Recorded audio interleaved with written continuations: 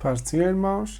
Vamos dar continuidade com a nossa escola dominical, a Supremacia das Escrituras, com a lição número 10, que hoje vamos falar sobre as profecias despertam e trazem esperança. O textuário diz: Bem-aventurado aquele que lê e os que ouvem as palavras desta profecia e guardam as coisas que nela estão escritas, porque o tempo está próximo, que está em Apocalipse 1:3. Em verdade prática, as profecias são mensagens que expressam a soberana vontade do Senhor.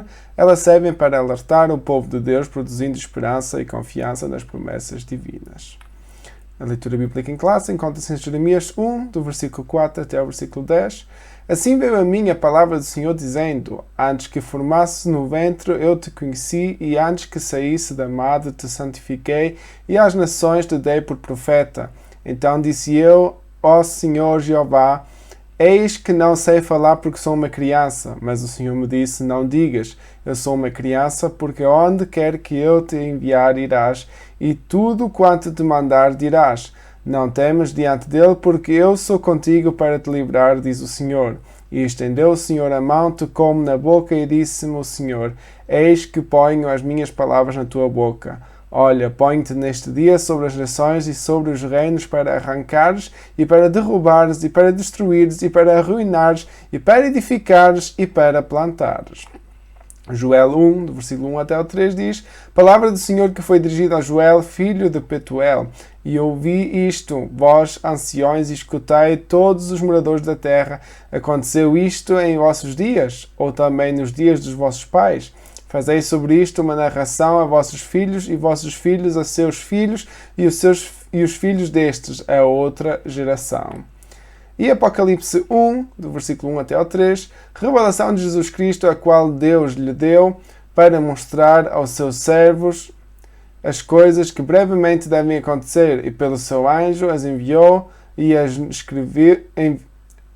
notificou a João, seu servo, o qual testificou da palavra de Deus e do testemunho de Jesus Cristo e de tudo que tem visto. Bem-aventurado aquele que lê e os que ouvem a palavra desta profecia e guardam as coisas que nela estão escritas, porque o tempo está próximo.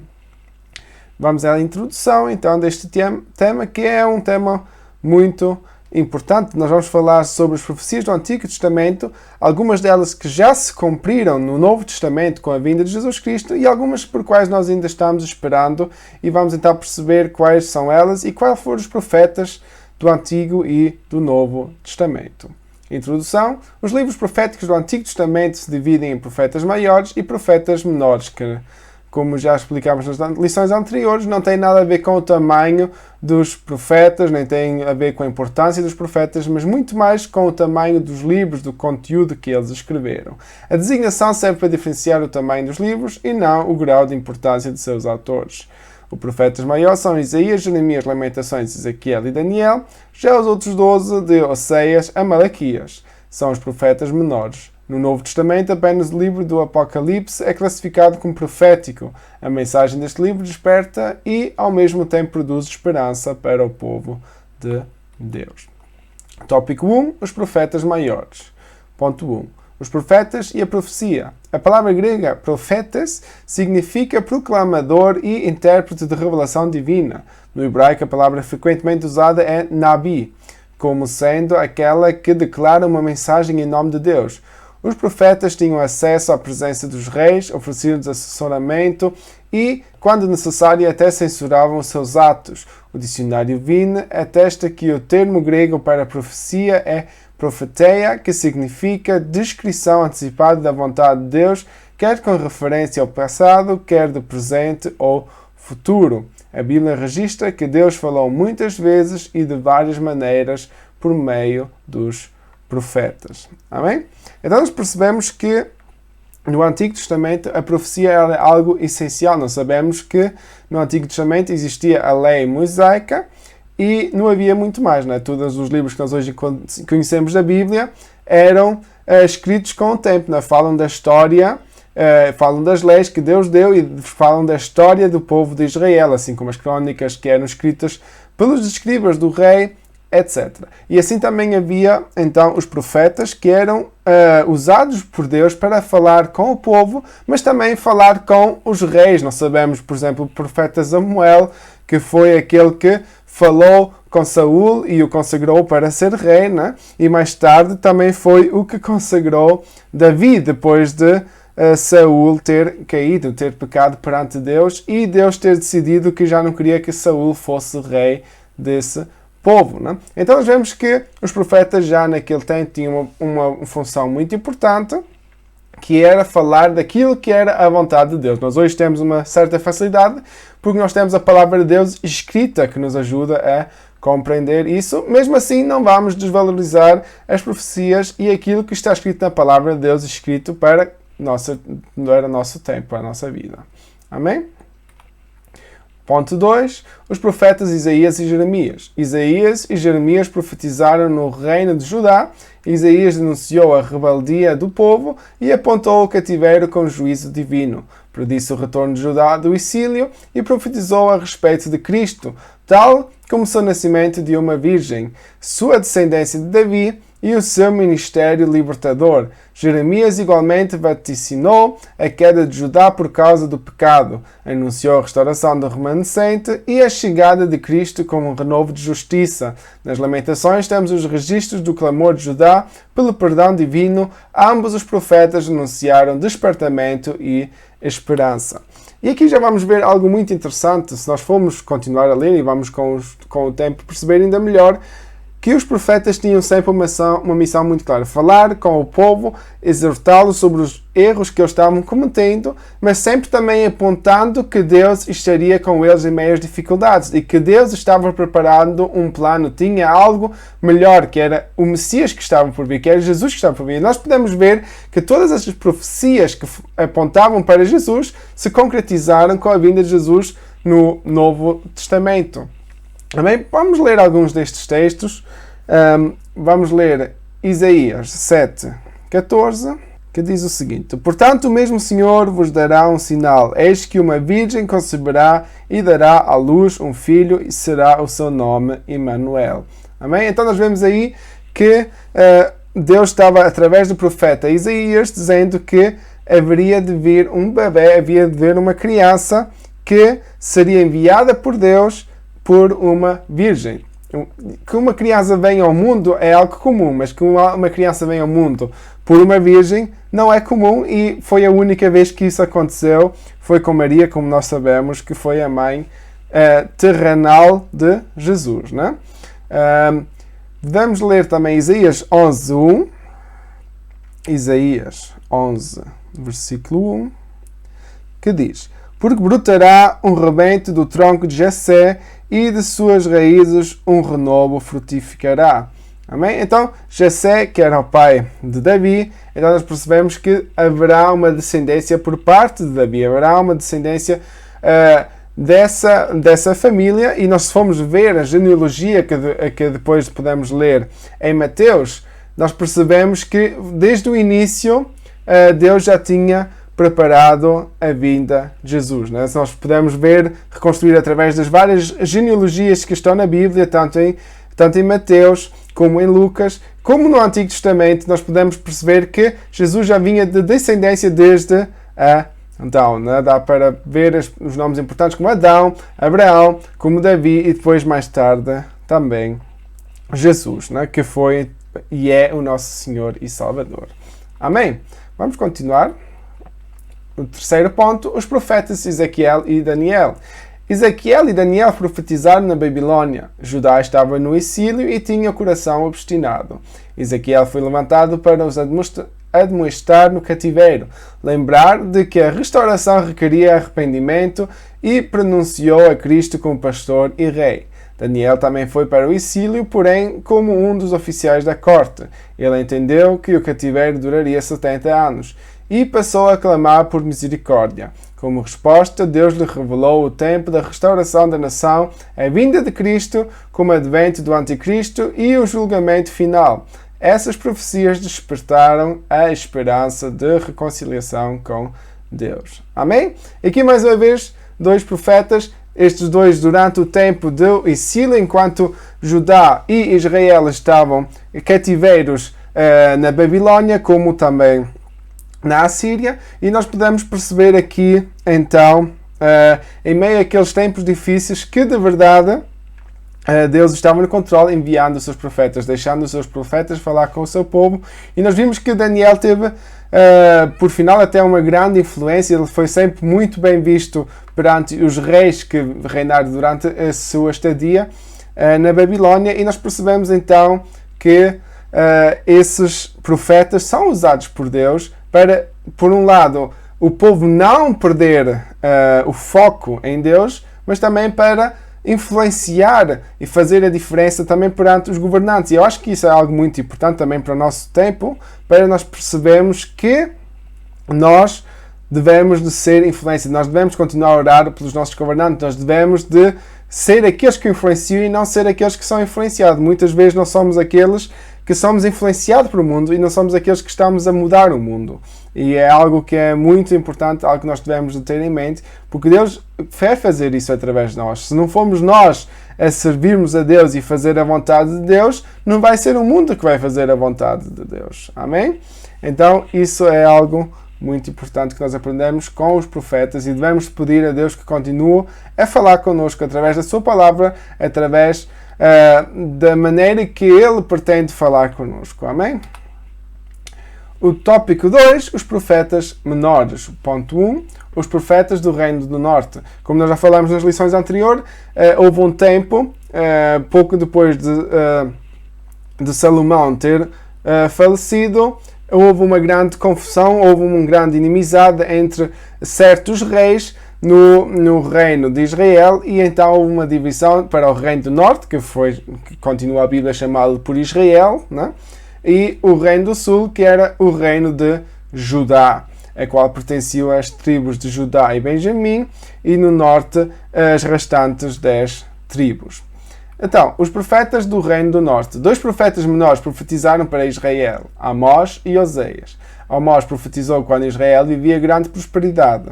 Contudo, Deus reprovava as ações do povo, tais como suborno, corrupção e injustiça. Em razão disso, Amós vaticinou o cativeiro como julgamento. Oseias condenou a infidelidade de Israel, que com uma meretriz traiu e abandonou o Senhor para seguir o caminho da idolatria, da luxúria, do homicídio, do roubo e da opressão. Como consequência, a nação foi conduzida ao cativeiro pela Assíria. Apesar dos erros, ambos os profetas anunciaram que Deus prometeu restaurar o povo. Amém? E é isso muito interessante. Nós estamos, atualmente, durante a semana, estamos a ler Isaías juntos, e é muito interessante nós quando percebemos isto. Deus é aquele que permite que as coisas ruins possam acontecer na nossa vida, que são consequência do nosso pecado, e que muitas vezes de verdade nós merecemos aquilo que nós estamos a passar, mas mesmo assim Deus diz sempre: vai acontecer isso convosco, porque vocês não tendes vos portado bem, porque vocês não tendes vivido da maneira como eu desejo de vós, porque vocês têm caído na idolatria, porque vocês têm sido egoístas, porque vocês têm sido más pessoas, né, com todo o pecado que existia e existe em meio à humanidade, mas mesmo assim vocês irem passar por dificuldades como consequência do vosso pecado, mas eu vou restaurar o meu povo. Amém? E para nós percebermos isso melhor, nós vamos ler Amós 9:14. Amós 9:14. E removerei o cativeiro do meu povo, Israel, e reedificarão as cidades assoladas, e nelas habitarão, e plantarão vinhas, e beberão o seu vinho, e farão pomares, e lhes comerão o fruto. Amém? Então nós vemos que Deus está a dar aqui esta profecia através do profeta Amós, que mesmo que eles vão passar pelo cativeiro, há de chegar o tempo, após esse cativeiro, que eles vão ter a oportunidade de restaurar, de reconstruir a cidade e ter outra vez um relacionamento saudável com Deus. Oseias 14:4. E sararei a sua perversão, eu voluntariamente os amarei, porque a minha ira se apartou dele. Amém? Deus pode estar irado por algum tempo devido a nossas falhas, devido aos nossos erros, mas Ele continua amando-nos. E porque Ele nos ama, Ele vai sarar tudo aquilo que está de mal em nós. Amém? Ponto 2. Os profetas para Exílio. E muito obrigado à participação de todos vocês, que eu creio que é muito importante essa contribuição. Os profetas de Judá para Exílio são 4. Joel, que pregou o arrependimento e profetizou o derramamento do Espírito Santo. Miqueias, que denunciou a falsa espiritualidade, anunciou a destruição de Jerusalém, o cativeiro babilônico e a restauração de Judá. Abacuque, que reclamou da violência do litígio e da sentença distorcida. Vaticinou que Deus usaria os babilônios para punir a nação. Sofonias, que apontou os pecados dos príncipes, a destruição no grande dia do Senhor e a restauração do remanescente. Todas as profecias abordaram o juízo, mas enfatizam a misericórdia divina em prover o livramento. Amém? Ponto 3. Os profetas pós-exílio, né? Pré-exílio, antes do exílio, pós-exílio, depois do exílio. Os profetas de Judá pós-exílio são 3. Ageu, que persuadiu o povo a reconstruir o templo. E Deus prometeu prover os recursos da construção. E assegurou que a glória dessa casa seria maior do que da primeira. Zacarias, que animou o povo, e Zorobabel, e concluíram o templo com a mensagem: não por força nem por violência, mas pelo meu Espírito, que está em Zacarias 4:6. Né? E anunciou a vinda do Messias como o renovo do Senhor. Malaquias, que repreendeu o desleixo dos sacerdotes, os pecados do povo e a negligência com todos os dízimos e ofertas. O livro encerra o cânon do Antigo Testamento e conclui com as promessas de que o dia do Senhor está vindo. Amém? Então nós vemos aí os profetas que houve depois e antes do exílio, né? E tudo aquilo que Deus havia prometido a eles, e nós percebemos sempre que estava tudo apontado para a vinda de Cristo. O quarto ponto, os demais profetas que ainda não foram mencionados. O profeta Jonas foi enviado para pregar em Nínive, a capital da Assíria. A mensagem era de destruição por causa da maldade do povo. Porém, a nação se converteu e Deus cancelou o juízo sobre ela. Contudo, 150 anos depois, Naum profetizou a condenação de Nínive. Os assírios foram destruídos pela insistência em praticar a crueldade. Obadias denunciou a soberba dos edomitas. Eles eram descendentes de Esaú e praticavam violência contra Judá. Por essa razão, Deus os condenava à destruição, enquanto Judá seria restaurada. Amém? É interessante, já que daquilo que estávamos a falar antes, né? O profeta Jonas, e aí nós vemos um grande exemplo de como às vezes nós somos e porque é que é tão importante nós insistirmos na evangelização e na missão, porque nós devemos ter o desejo de ver as pessoas aceitarem Jesus, né? De eles receberem a mensagem de Cristo. E Jonas era uma pessoa que não estava com muito agrado de ter que pregar a Nínive, porque sabia que Deus ia perdoá-los, né? A Bíblia mesmo nos contesta isso. E nós às vezes também somos assim, nós pensamos que ele não merece, é melhor nem falar com ele. Mas nós não somos nós que decidimos, é Deus que trabalha. E então vamos fazer somente a vontade de Deus. E se nós virmos o nosso maior inimigo, digamos assim, aquela pessoa que nós não gostamos muito, aceitar Jesus, então vamos dar glórias a Deus, porque Jesus mesmo nos ensinou que devíamos amar os nossos inimigos. Então nós como cristãos já não temos essa desculpa ou essa opção de dizer: não, eu não vou porque ele não merece, ele é isto e isto é aquilo. Se nós fôssemos ver bem, nós também somos isto e aquilo para outras pessoas e para Deus ainda mais, não é? Por isso devemos de ter sempre compaixão para o nosso próprio. Próximo. Terceiro tópico, o livro do Apocalipse, que é já para terminar. Ponto 1, autoria, propósito e destinatário. O dicionário bíblico Wycliffe assevera que o termo grego Apocalipse significa revelação especial de Deus ao homem em Jesus Cristo, que temos aqui várias passagens que descrevem isso mesmo. No versículo de abertura, o livro atesta ser a revelação de Jesus Cristo, como nós já lemos em Apocalipse 1:1. assegura que o propósito é mostrar as coisas que brevemente devem acontecer, como também está em Apocalipse 1, versículo 1, e apresenta o apóstolo João com o seu autor, que está também em Apocalipse 1, 1. Os destinatários são identificados pelas cidades das 7 igrejas da Ásia Menor: Éfeso, Esmirna, Pérgamo, Tiatira, Filadélfia, Laodiceia e Sardes. A lista está em Apocalipse 1:11. O livro encerra o canone do Novo Testamento e revela a vitória final do reino de Deus. Apocalipse, um livro que eu recomendo a ler, mas que leva muito tempo, né? Porque é um livro que é muito difícil de compreender por completo, né?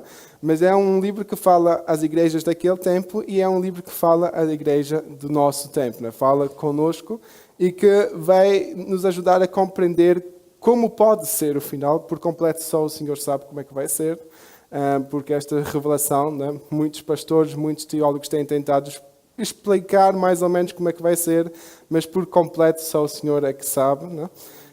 Mas recomendo a todos a ler para nós sabermos aquilo que nós estamos por esperar, porque fala muito também daquilo que nós vamos receber, se nós continuarmos também sendo fiéis ao Senhor, assim como Ele é fiel a nós. Amém? Segundo ponto, uma mensagem de esperança. Na Revelação, Cristo diz a João: escreve as coisas que tens visto e as que são e as que vão acontecer.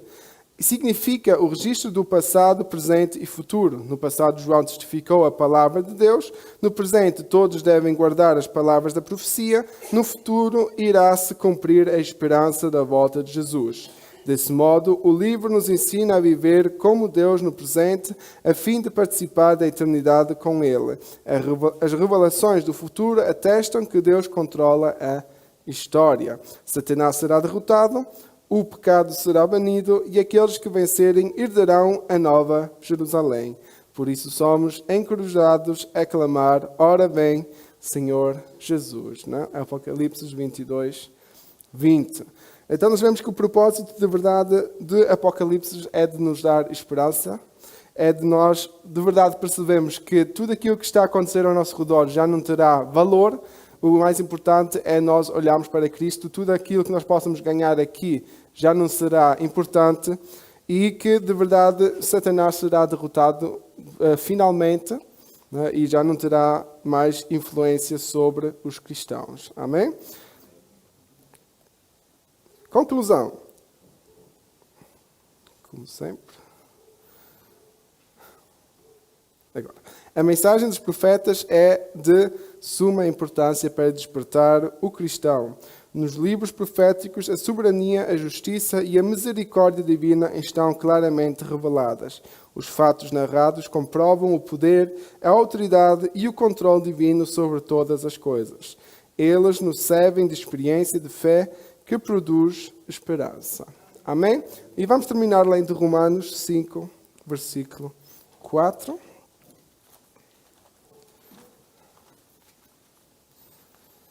Romanos 5, versículo 4.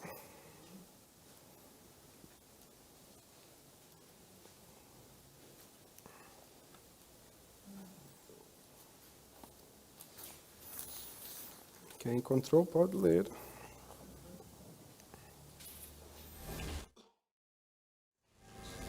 E a paciência, a experiência, e a experiência a esperança. Amém? Obrigado, irmã Fábio. Então nós vamos alcançar a esperança através de tudo aquilo que nós vivemos com Cristo, não é? Então nós devemos, de verdade, confiar que Deus está connosco, confiar que as suas promessas ainda se vão cumprir. Muitas já se têm concretizado, muitas já podemos ver através de Jesus Cristo e muitas ainda estão por se concretizar, e essas devem nos dar esperança. Não devemos ter medo, porque a palavra também fala de muitas coisas ruins que irão acontecer, mas nós não devemos ter medo, nós devemos simplesmente confiar que Deus está no controle de tudo. Amém? Amém. Semana que vem, se Deus permitir, falaremos sobre a lição número 11, que fala sobre Lucas até Atos, o modelo pentecostal para hoje. Amém? Que Deus vos abençoe.